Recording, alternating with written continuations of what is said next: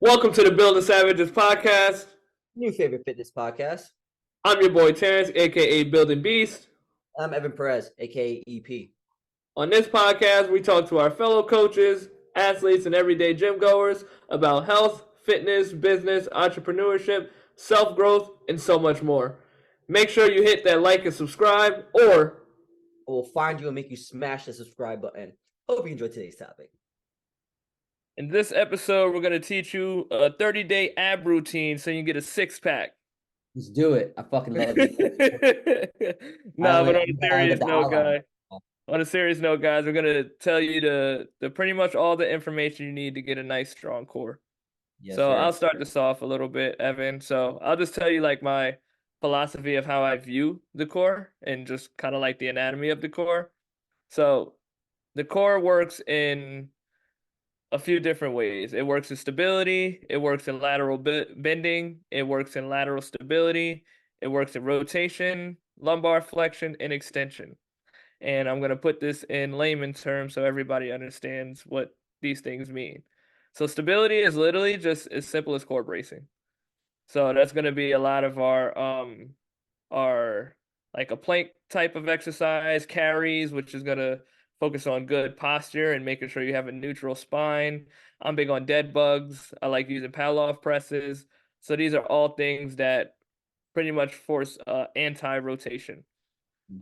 Lateral bending is anything that's going to be like a oblique V up or oblique like leg raise type, literally just bending your spine side to side. If you saw me on the video watching this from YouTube, you'll see that I just did like a little crunch, like even a boxer trying to block like a kidney shot or something like that.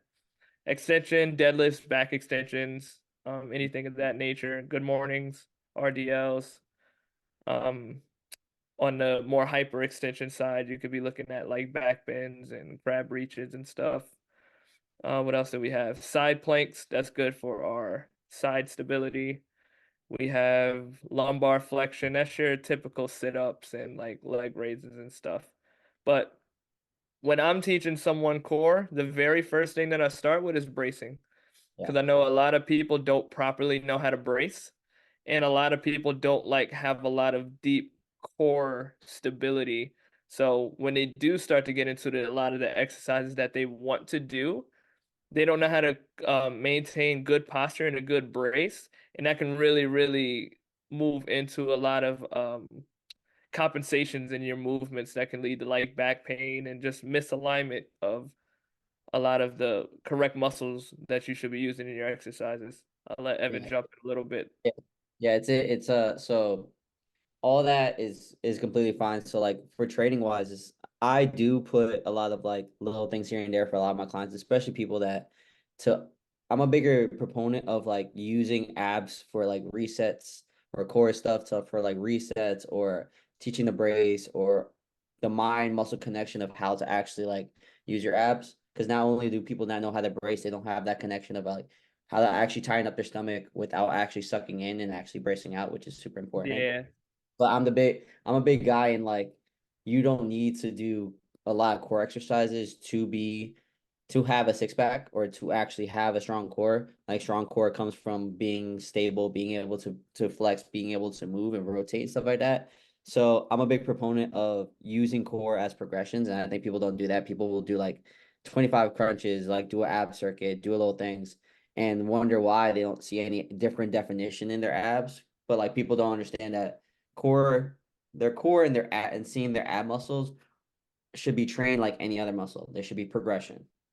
People don't progress when they do it. They just do the same fucking exercises over and yeah, over, volume. So like things like if you guys are fucking doing I don't know, like toe touches, start adding like a ball when you guys do toe touches. If you guys have been doing planks forever, instead of doing time, why don't you put a plate on your back or why don't you make it a little bit more unstable? So I like to view it as a way of um a better understanding of you and your core. Like dead bugs are great. I also like to use it as a reset. So a lot of times when we're doing like an extension, I'll do like an anti-extension right after just to reset people's backs and also teach them how to properly brace through different like through motion. And then I also like if people want to do abs, like I mean, some people just have the thing that they're going to get a six pack by doing abs. I'll let them, but I also let them also progress in different ways. Like if they can't do an ab wheel, use the wall. And once they can't use the wall, then you go extend out. Then maybe do 1 1/4. Maybe do it eccentrically. So like adding different ways to add value into your core instead of like doing these stupid ass ab circuits that they show you on TikTok. Don't do fucking shit, by the way.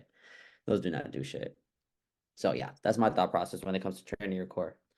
I think to piggyback off of what Evan said, I think the key part to recognize with core strength is two things. How much force and how much tension can you create, Yes. and how much resistance can you withstand? It's So I rigidity. think, Yeah. yeah, Just like yeah, having exactly. rigidity and not being fucking fragile. And that's what your core is. It's like once you have a fragile core, it is not stable. Like that's how people get hurt. But it's also like people like we talked about before, rotation is also a big aspect of being able to do things. So like being able to like actually rotate and not fuck up your back because your back's taking the load and you're actually not stable enough to actually be in that rotation. So like moving in different planes of motion is a lot of what people don't understand about their core. Yeah, and also being rooted into the ground. So not like creating that total body stability. Like I've recently been doing a lot more Palloff presses lately, just to kind of like reinforce that with a lot of my guys and girls. Just like that sturdy work. Yeah, And like finding ways to progress the Palloff press. Like I'll take the band and put it at like hip level and have it pulling from the side. So now you're working on that side and diagonal angle from the band that you have to force to resist while you're keeping this band at your chest and extended for you. You can do Palloff presses going overhead. You can use a thicker band for your Palloff press. You can move your feet in a more narrow stance to make the stability a little harder for your core, which has been killing a lot of the people that I've been working at. Weighted. You can do weighted Palloff presses by putting like a weight on the band. yeah, and Like there's been ways that you can really play with these movements. And I think when we're really looking at core strength, I'm really seeing like how much can you create stability in the movements that you do and do so without your pelvis losing alignment and yeah, being in a neutral spine. Because I think like all of this that I'm saying is sounds good, but if you're not in proper alignment, then now you're just going to be compensating with your lower back or somewhere else that you shouldn't be. yeah, and you can take that away by like being in a half kneeling position on your back, tall kneeling, like those are super easy. A lot of people don't understand. You'll compensate a lot more when you're standing. So like changing the position of how you stand and which position your body is at will change like your pelvic position and will teach you the correct ways to move. But the way that I actually like to fuck with people with power presses and stuff like that, I'm gonna say this wrong and it's gonna be hilarious. Uh, perpetuation, like words are hard, but like it's like one of those where like like you just talked about the power press with the weight. You can also have like somebody fuck with the band and force Okay. I know what you're reaction, talking about. like a reactionary Yeah. drill. And those reactionary drills I find a lot more important for people because a lot of the injuries that happen is because they don't know how to react. Mm.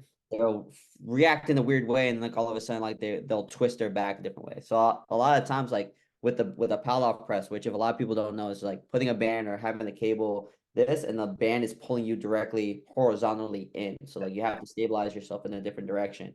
So Yes. what I'll do with people is that I'll grab the band, I'll pull it in and pull it out like randomly at different tensions, and that person has to stay still. If that person moves in, moves out, then you're not reacting correctly. But if you can kind of react to the band coming back in and out, like it forces you to stabilize in a completely different way, and it throws everything off. I'll do that with dead bugs too. Like I'll push them as they're moving. You know what I mean? Mm. I'll force people to like have like pay attention to their movement. Not only that, but have to react and react well. And I'll force them to be like, oh shit, like this is what my core feels like because I'm pushing their hand in a certain way and they had to use their hand and they have to stabilize their core, like push their leg down, push their leg up, like things like that. Like you can add in as a fun drill and a fun way to kind of like spice up your own core training, but also like it's a very good developmental tool for like um preventing injuries because a lot of the injuries that happen is because like you reacted correctly. It's For my sure. thought. Now I like what you do with the band moving it. I never thought about moving a band. I always move the person's hands as they're doing it. Or that So too. yeah. That's fun too. Yeah. And for dead bugs, doing the same, I think that's also pretty cool. But and that just kind of shows a different way that you can spice up your core work, right? Like it's not just doing a bunch of leg raises, it's not just doing a bunch of sit-ups, and that's how a lot of people are introduced to core work.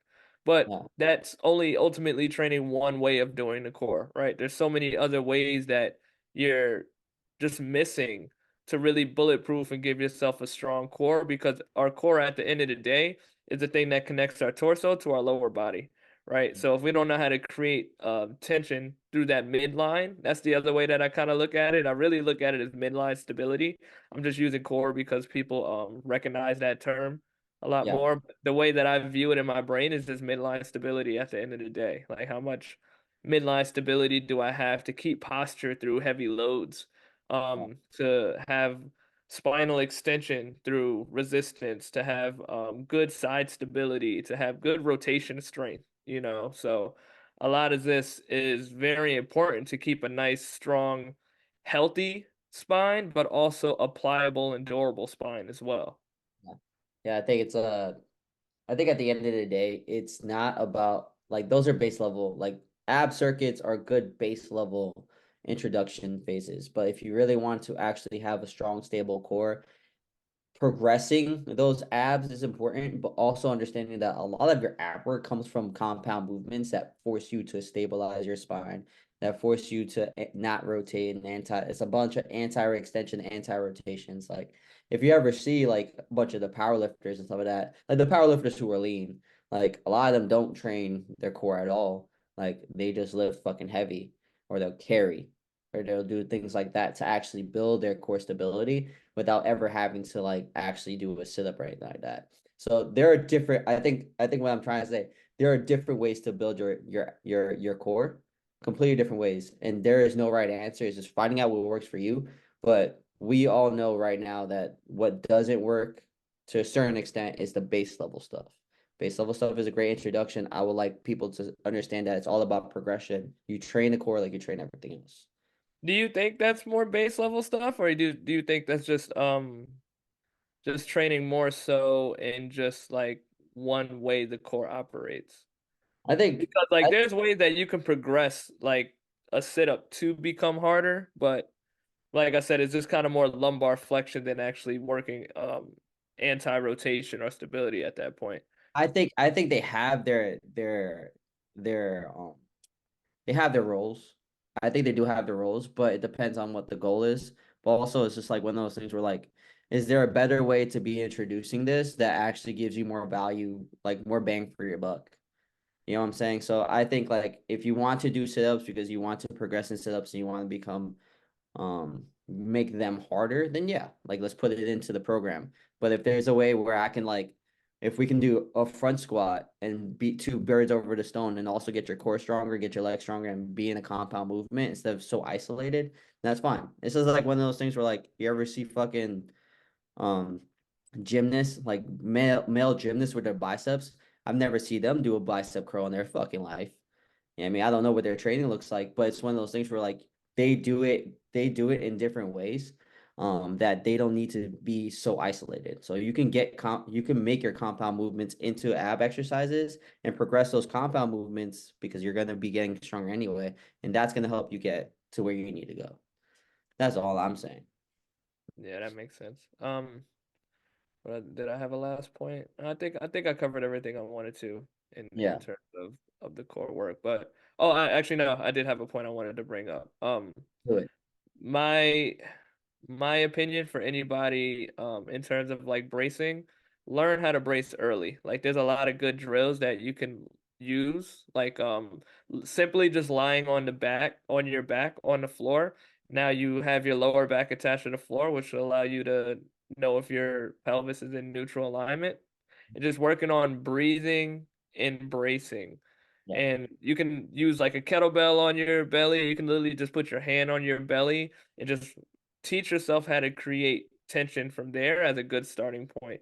So yeah, that's very important. And then the other way we have is our crocodile breathing, pretty much laying on your on your stomach and laying on your chest. You put your forehead on your hands, and then now you're breathing and bracing against the floor. So it's very important to learn what core bracing feels like, laying on a supine position on your back and also being on your chest, laying on your stomach, because certain exercises you're going to be chest up, certain exercises you're going to be chest down. So you want to know how to maintain that brace and create that core activation in both ways, using those drills and then progressing into other exercises to where now you can actually strengthen and create more resistance within your midline. Yeah, I think the last point is understand where the fuck your pelvis is. A lot of people don't know how to like how to actually move their pelvis in a weird way. And again, there's no right and wrong way to be anteriorly and posteriorly tilted. Just as long as you understand how to move your pelvis is important. And that's like in itself like a fucking mind, it's like a mind fuck to some people. So like understanding how to tuck your pelvis in Yeah. different positions with your feet is super important. That should be Know how to taught. tilt it both ways, which is important. Knowing Exactly. how to neutralize it, put it in a neutral spine position, which is key. Like you don't want to deadlift with an anterior Mhm. pelvic tilt because now all your focal point is just going to go on your lower back, and then you're going to wonder why you're having back pains when you deadlift because you're literally just out of alignment. Exactly. So yeah, that's like such uh a detail that not a lot of people go through, and not a lot of people like understand. Like I didn't understand a pelvic tilt until like I was like way past college and like 5 or 6 years of training, Took me a and then little minute too, bro. I'm not gonna lie. like I gotta do what with my what? What the fuck is up? Like first off, like tuck my what? Like whether you're accused to do that, I have funny cues. Like real quick before we finish up, what's one of your funny cues to teach it? Teach the pelvis. I don't Yeah. think I have any funny cues. All right, Yeah, I I'll don't have. go. Yeah, I want to hear yours. I don't have I any always funny. have funny cues, bro. So the first one is my censored version. So the censored version is tuck your butthole down. So you put your butthole down, butthole down, and then everybody's like, "Oh shit!" But this one's for the guys. Point your dick up, and all the guys do it. So I was doing it. I was doing it in class, and I had women in the class, and I was doing it in class. yeah, I was telling people like, because like we were doing like couch stretch, and I was teaching them how to use their pelvis because I wanted them to be more aware of it. So I was like, all right, guys, what I want you to do is I want you to point your dick up, and I had the women look at me like I was an idiot. Like, what the fuck did they mean? I was like, imagine you had a dick, and then I was like, this isn't working. So now I changed it to but all the guys automatically like, oh, I do that on the regular. It's Walking cool. around, put my dick up all Yeah, day. yeah, yeah. So like I was making a funny joke. I was like, I'm gonna put down the shirt and then see what people do when they walk by. Yeah, put your dick up Have a is a couple lawsuits coming your way at oh 100%. Yeah, yeah, yeah. 100%. especially down where Yeah. you are. Let's just say I am not in a commercial gym. I my job is secure. Oh man. All Yeah. right, guys. Hopefully, today's episode you learned a couple things about the core. One of the very, very important things I think it is to having a good foundation for your health and your fitness, especially if you're a big lifter. So make sure you like and subscribe, set those notifications, stay tuned for more episodes to come. Sir, point your dick up.